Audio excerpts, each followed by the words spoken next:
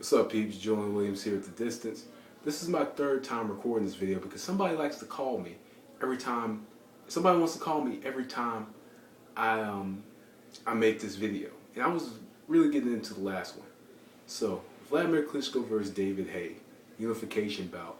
Klitschko brothers have all the belts: WBC, WBA, IBF, and WBO. In the Ring magazine have all the belts.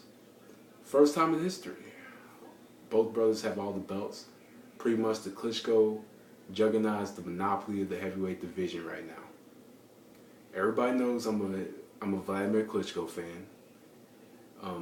I've been coming across a lot of David Haye fans that have pretty much been criticizing me and blasting me over the last few days over the bout and telling me how Wladimir is going to lose the fight and how Wladimir has no chin. And then there's the Klitschko fans say David Haye doesn't have a chin.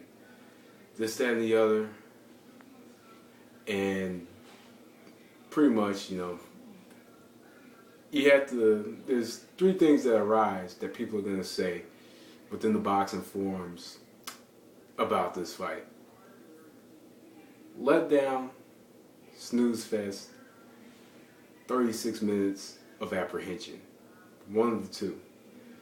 Me, also you could say tactical boxing match is what it is. More than likely the last one will not be used for this bout. Honestly, I will say this, I was not too impressed with this fight, probably because of how it was talked up and all these expectations of how this fight was going to end in a knockout, how Wladimir was going to take David Haye to the 12th round and then knock him out. Wladimir got hit with a big punch. That all ended. But the hopes of that all ended somewhat. I'm not going to go into the round by round breakdown. I did have Wladimir Klitschko win the fight clearly. David Haye was standing on the outside, looking for one big shot to put Wladimir down. Every time he tried to throw combinations, Wladimir held and clinched them.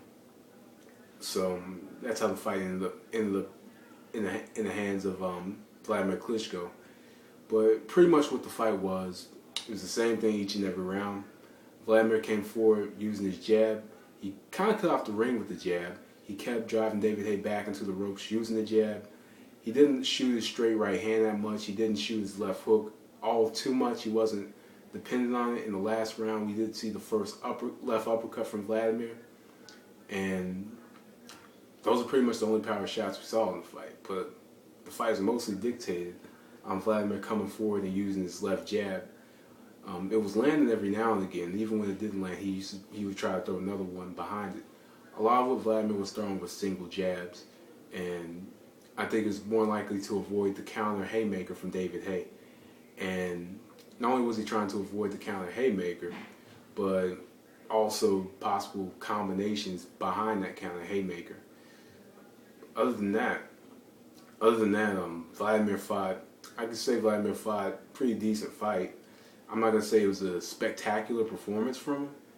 It wasn't necessarily spectacular, but it was one of those fights where he went in and he got the job done. He didn't take too many risks. We didn't expect that. Didn't take too many risks. He pretty much fought his normal fight. He was able to dictate the pace. He was calm. And on the other hand, with David Haye, it seems as if in the 4th, 5th round, he began to get a little bit tired. And he was able, and I believe he was exerting a lot of energy with all the movement. The big punch he was throwing was the haymaker, and then not only that, he was being pushed down. He had to, he was being pushed down, and he had to get back up. And those three things together, combined, exert a lot of energy, and that will make a fighter tired. Those three things combined. So I can understand why David Haye was tired. And then he got to the point to where he was standing in front of Wladimir. In like the 4th, 5th round, he started to stand in front of him and try to sit down his punches, but Wladimir was throwing his jab and just coming forward using the jab, using a little movement and stuff, upper body movement, trying to set up, another jab, which is a little corny because you're using that irky jerky movement, and all you're doing is just throwing the jab behind it. And it is what it is. But overall, I'm not even going to give a scorecard in this fight. I have Wladimir Klitschko winning clearly. David Haye, I did give David Haye some rounds in the bout, but it seemed as if he was on the outside looking for one big shot, while Wladimir was winning points just using his jab and coming forward. That's all Wladimir did. Didn't take too many risks. Didn't expect it, though. I can tell you this: a lot of people in the forums, a lot of the commentators were talking about how David Haye and Wladimir didn't have chins.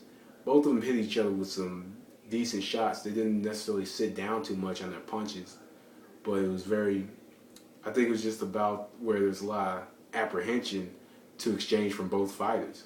But overall, man, Wladimir Klitschko has the belt, new WBA champion. Will there be a rematch? Doubt it.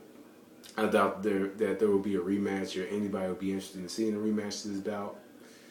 But the thing is, man, I will say this: David Haye did survive, but he was fighting. Like I said, he was just looking for that one big shot, and was looking for one big shot against a Wladimir Klitschko doesn't necessarily do the job. But also, he was probably having trouble trying to take away the jab and look for little openings that he was unable to find, because Klitschko would throw the jab excessively and clinch and throw other power shots, but he didn't mix them up all too much. But hey, it is what it is. Anyway, peeps, that was the distance. Thanks for watching. Peace.